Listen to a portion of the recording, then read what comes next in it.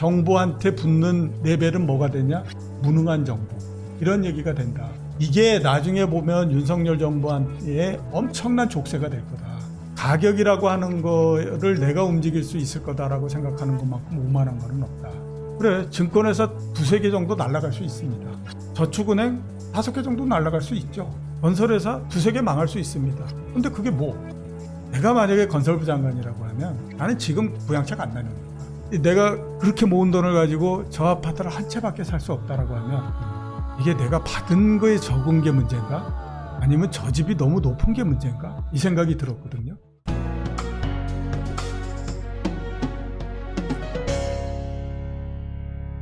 어떻게 보세요? 각종 부동산 부양책 시리즈들을 내고 있는데. 예. 한강에다가 돌을 던지고 있다. 내가 던지는 돌로 해서 한강이 메워질 거라고 생각하고 메워지기를 바라면서 돌을 던지고 있다. 한반도가 만들어진 이래로 한강은 메워진 적이 없다. 그러니까 진짜 쓸데없는 짓을 하고 앉아있는 거다. 그런데 문제는 뭐냐? 정부는 이렇게 한번 엮여서 들어오기 시작하면 그 다음서부터 정부 어마어마하게 골치 아파진다. 왜? 이런 거 안 먹히고 그 다음에 가격이 더 내려가고 그러면 사람들이 요구가 없을 것 같으냐. 더 큰 요구를 한다. 그런데 정부가 할 수 있는 것도 한계가 있기 때문에 그 다음에는 할 수 있는 게 없어진다. 없는데 요구를 하게 되면 어떻게 이거하냐? 그 다음에는 짜증이 날 수밖에 없는 거고 정부한테 붙는 레벨은 뭐가 되냐? 무능한 정부. 이런 얘기가 된다.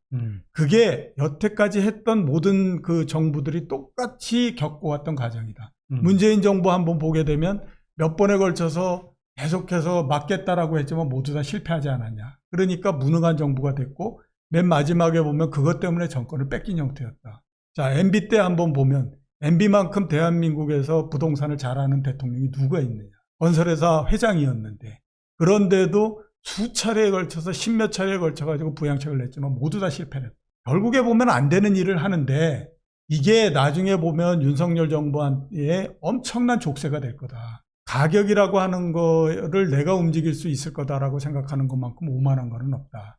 나 옛날에 한번 겪어봤었는데 이제 그 하면서 제일 많이 드는 얘기가 그겁니다. 1989년도 12월 11일 날 정부가 떨어지는 주가를 막기 위해서 발권력을 동원해서 주식을 사들이겠다라는 얘기를 합니다. 그 얘기는 뭐냐면 조폐공사에서를 돌려가지고 돈을 찍어서 그거를 갖고 와서 주식을 사겠다라고 하는 거잖아요. 그 효과가 며칠 갔냐? 딱 나흘 갔다라고 하는 거예요. 십며칠 지나니까 그때 재무부 이 관료들이 가짜 주식 찍어가지고 누가 돌리는 거 아니냐. 아니 정부가 이렇게 많이 그거 하는데 도대체 이게 말이 되느냐 이런 얘기를 했었어요. 참 한심한 소리 하고 그리고 난 앉았네요. 다음에 나중에 하다 안 되니까 어떻게 하냐면 온갖 짓을 다 했습니다. 뭐 부동산에서 무슨 부양책 뭐 무슨 플레이 이런 것들은요. 주식시장에서 했던 플레이에 비하면 이건 뭐 세 발의 피도 안 되는 형태예요. 그 당시에 이런 것도 했었어요. 일일 순매수 원칙. 기관 투자자들 뭐 한투, 대투 이런 데는 하루에 결산을 하면 꼭 순매수가 돼야 된다라고 하는 거예요. 이게 얼마나 웃긴 일입니까? 그죠? 남의 돈 받아가지고 운영하는 사람들이 매일같이 하루에 순매수를 해야 된다라고 하는 게 이게 말이 안 되는 거예요. 결국 그 결과는 뭐였냐? 한투부실, 대투부실, 국민투부실 해가지고 다 지금 다른 데로 넘어가 버린 형태가 됐잖아요.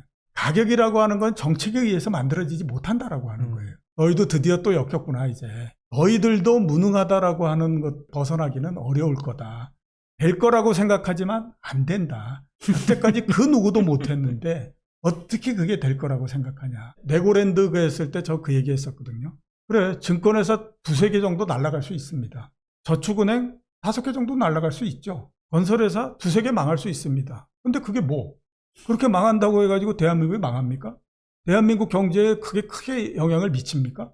아니 망할 놈은 망해야 되는 거고 그 다음에 그동안에 부동산 PF 가지고 얼마나 난리를 치고 했는데 그 큰 물이 끝나는 건데 어떻게 아무런 그 타격이 없이 넘어갈 거라고 생각합니까?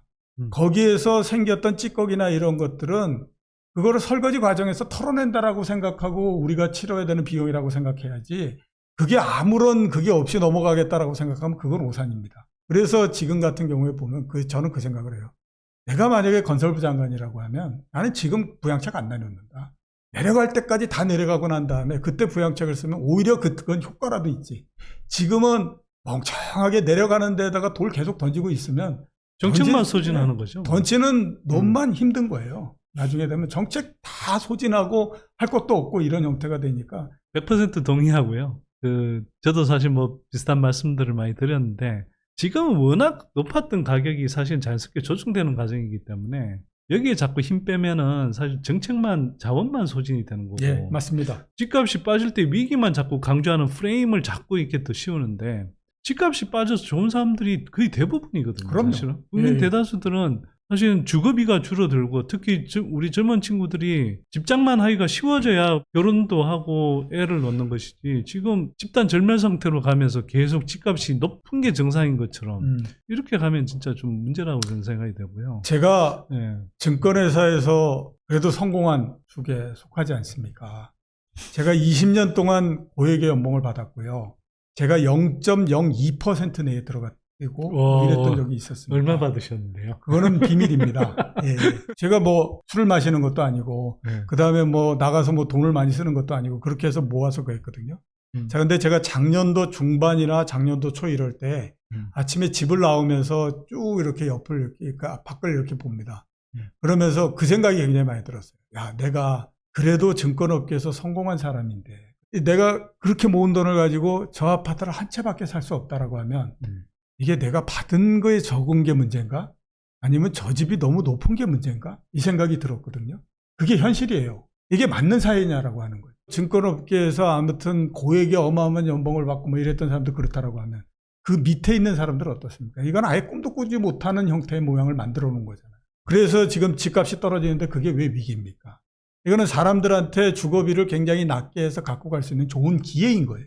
네. 그러니까 우리가 그 좋은 기회가 만들어지는 데에서 파생해가지고 여러 가지 문제점이 발생하고 하는 것들은 모두 다 찌꺼기를 설거지한다라고 생각하고 나가야지 그거를 살리기 위해서 이걸 어떻게 한다라고 하는 거는 이건 말이 안 되는 정책이다라고 봐요. 저희가 사실은 이 스튜디오 꾸미려고 뭐 이제 사무실이나 오피스텔을 되게 많이 알아봤거든요. 강남에. 별로 큰 평수도 아닌데 20억 뭐 이렇게 하는 시세로 20억 하는데 대출이 막 15억, 16억, 막 17억 뭐 이렇게 잡혀 있어요. 예.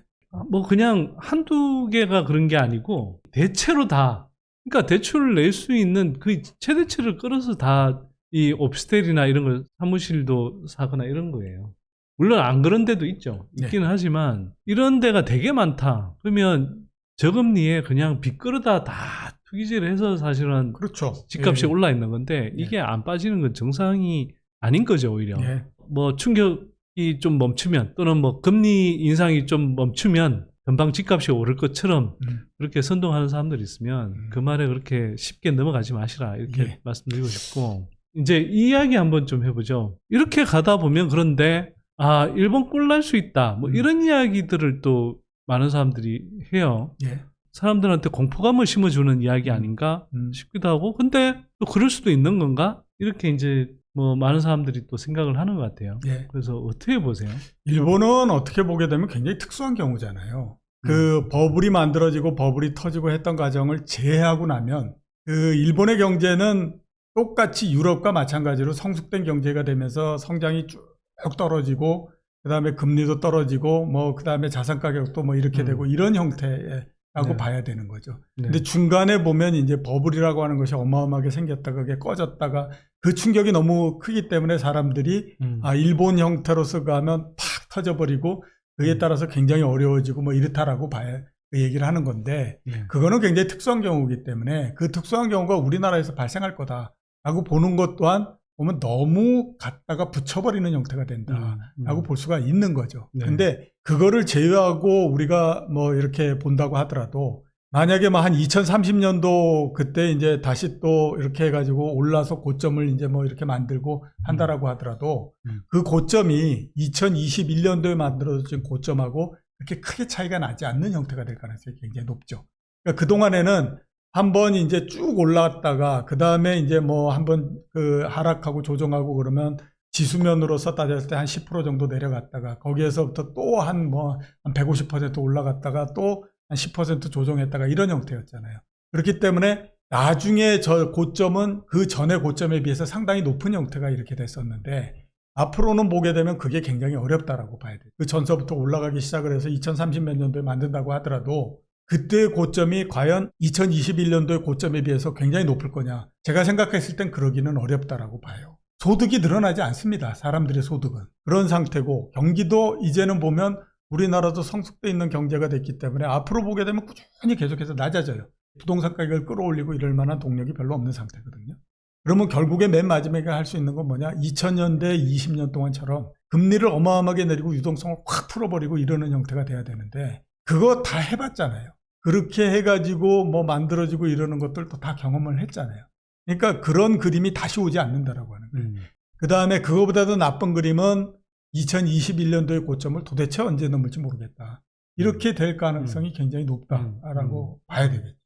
그리고 더 최악의 그림은 드디어 이제 우리나라도 무슨 인구의 덫이니 이런 거에 걸려가지고 이제 점점 더 힘들어지는 그런 형태가 될 수밖에 없다. 전국적으로 봤을 때 굉장히 많은 빈집이 생기고 경기도의 인구가 영남 전체 인구보다도 많습니다. 자, 이거를 가지고 우리 따져보면 경상남도나 경상북도의 외곽 지역에 있는 군이나 이런 데는 사람을 찾을 수가 없는 형태. 그러면 앞으로 그쪽에 사람이 사냐? 절대 그쪽으로 사람이 들어가지 않겠죠.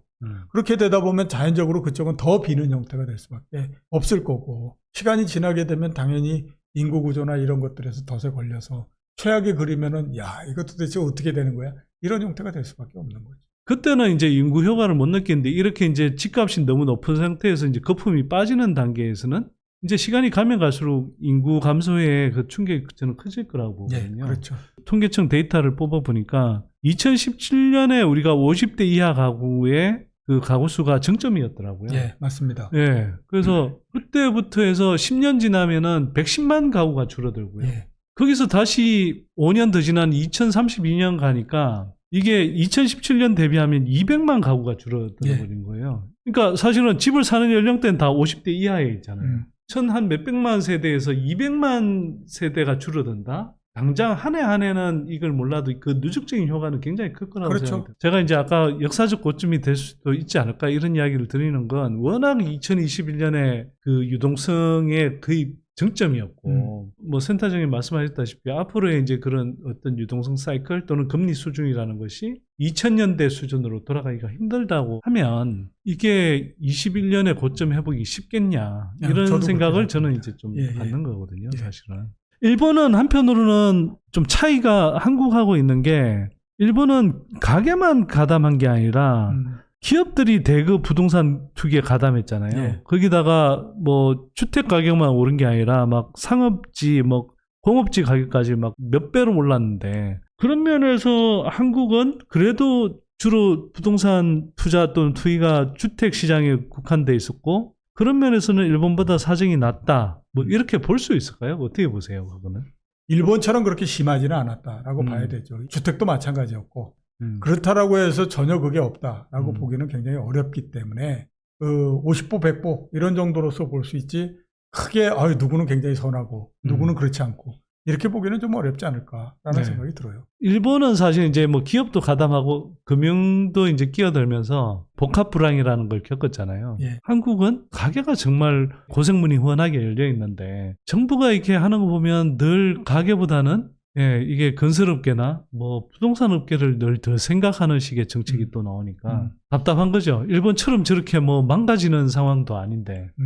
그 마지막으로 조금 정리하면서 여쭤보고 싶은 게 한국 정부가 도대체 좀 이런 국면에서 어떻게 해야 하나. 부동산 문제뿐만 아니라 뭐 전반적으로 경기도 뭐 한동안은 좀 둔화될 흐름이 보이고 그다음에 가계부채는 지금 싼더미처럼 쌓여 있고 이 정부가 도대체 뭘 하고 있는 건지 집값 떠받쳐주는 정책만 계속 쏟아내는 것 같다는 생각이 좀 들거든요. 예. 어떻게 보시는지 하고 그러면 도대체 뭘 해야 되나. 이게 특히 올해를 이렇게 들어가면서 이런저런 면에서 한국 경제가 이게 조금 이게 회복이나 이런 것들이 좀 늦구나라는 생각이 굉장히 많이 들어요. 작년도 4분기에 우리나라 성장률이 마이너스 0.4%였고 그 다음에 유럽이 0.1% 성장을 했고 미국이 똑같은 기준으로 전분기 대비해서 보면 0.7% 성장을 했거든요. 근데 우리나라는 유일하게 마이너스였고 올해 1분기에 크게 개선이 될까라는 생각이 상당히 많이 들거든요. 1월 달에 무역수지 적자가 127억 달러 이렇게 나지 않습니까? 이게 2008년도 금융위기가 났을 때 그 한 해 동안에 발생했던 것보다도 많은 액수거든요. 10개월 동안 누적이 되면서 계속해서 증가해 오는 형태가 되기 때문에 이게 개선이 되는 데까지 시간이 굉장히 많이 걸립니다. 네. 그러면 올 한 해 내내 뭐 500억 달러를 넘어가고 뭐 이러는 일이 벌어질 수도 있을 것 같거든요. 거기에다가 대중국 무역 적자 이런 부분들도 굉장히 커지는 형태이고, 그런데도 지금 보면 그런 거에 대한 인식은 그렇게 크지는 않은 것 같다라는 생각이 많이 들거든요. 그렇게 되다 보니까 정부의 정책도 어떻게 보면 그냥 시혜적인 차원 뭐 이런 쪽으로서 지금 계속 가고 있는 그런 그 형태인 거죠. 그리고 뭔가 기업이 잘해줄 거다, 우리가 혜택을 베풀어주면, 이런 거잖아요. 그러니까 이제 법인세 깎아주고 부자 감세해주고, 그 다음에 부동산거에서 양도세 낮춰주고, 이렇게 해가지고 부자들 감세해주고, 매일같이 보면 뭐 여당의 대표를 누구를 만드느냐 가지고 서로 치고받고 난리를 치고 뭐 이런 거니까 사람들이 보기에는 별로 그렇게 관심이 없는 것 같아, 상황은 안 좋은 것 같은데, 이런 생각이 들 수밖에 없어요. 그러니까 답답한 상황이에요. 그러니까 굉장히 답답한 거죠. 사람들이 믿지를 못하게 만드는 형태니까. 에너지 가격이나 이런 것만 하더라도 보면 그렇습니다. 정책이라고 하는 거는 가격이 움직인 것만큼을 우리 안에다가 다 그냥 녹여가지고 그걸 그대로 올려버리겠다라고 하면 그건 아무것도 안 되는 거예요. 취약계층에 대해서는 어떻게 우리가 그걸 할 거고요. 지금 이 원자재 가격이 이렇게 해서 이렇게 내려갔기 때문에 시간을 두고 이게 그 적자 부분들이 줄어들게 되면 그 다음에 가격을 어떻게 하겠습니다라고 하는 걸 가지고 얘기를 하게 되면 사람들이 이게 앞으로 어떻게 되겠구나라고 하는 것들에 대한 로드맵을 잡을 수가 있잖아요. 그렇게 나가는 것이 정책인 거예요. 97년도에 외환위기가 발생했다라고 하는 것들에 대한 기억을 갖고 있기 때문에 사람들이 거기에 대해서 굉장히 두려움이 있을 수밖에 없어요. 그러면 그거에 대해서 설명을 해줘야 됩니다. 지금 이렇게 된 이유는 뭐고요, 이렇게 그랬는데 앞으로 우리가 그랬을 때 이런 형태로서 개선이 될 겁니다 라고 얘기하면 괜찮아지는 거죠. 사람들은 그거에 대해서 그런가? 그러면 우리가 믿고 한번 가봐야지, 이렇게 되는데 그거 아니잖아요. 그런 측면이 굉장히 약하다라고 봐야 되는 거. 특례 보금자리론. 예. 지금 무주택 상태이고 지금 젊은 사람들이면 소득이 상대적으로 그렇죠. 없는 사람들이잖아요. 예. 이 사람들한테는 대출 한도까지 적용하지 않고 떨어지는 칼날을 잡게 총알바지 비슷하게 이렇게 쓰겠다는 건데, 이거 사실 얼마나 위험천만한 정책이고, 예. 그렇게 해서 결국은 내놓는 정책이라는 게 제가 볼 때는 집값 떠받치기인데, 그렇죠. 저는 완전히 자기네들이 무슨 이야기를 하고 있는지도 모르고 그냥 완전히 정반대의 엇박자 이야기를 하고 있는 건데 어이가 없다 싶네요. 이게 도대체 무슨 생각으로 정책을 펴고 있는 건지. 그래서 그때마다 제가 하는 얘기가 있습니다. 뭐냐면 대한민국의 정치와 행정을 하는 사람들은 프로가 없다. 아마추어들끼리 하는 거다. 이거 도대체 앞으로 어떻게 하려고 이러나라는 생각이 굉장히 많이 드는 거죠. 자, 하여튼 뭐 잘해주기를 바라지만, 뭐 지금까지 한 걸 보면은 역시나 그냥 기득권 집단 위주의 정책인 거 하고 임시 미봉책이라는 생각이 들어서 뭐 센터장님하고 저하고 성토를 좀 했습니다. 오늘도 하여튼 이정우 센터장님 모시고 저희 이제 경제 이슈 브리핑 진행했는데요. 최근 부동산 시장 상황 짚어보고 또 일본하고 우리하고 또 어떤 차이가 있는지, 정부는 정책을 어떻게 하고 있는 건지 한번 좀 진단해 봤습니다. 자, 저희는 또 다음에 더 알찬 내용으로 찾아뵙겠습니다. 감사합니다.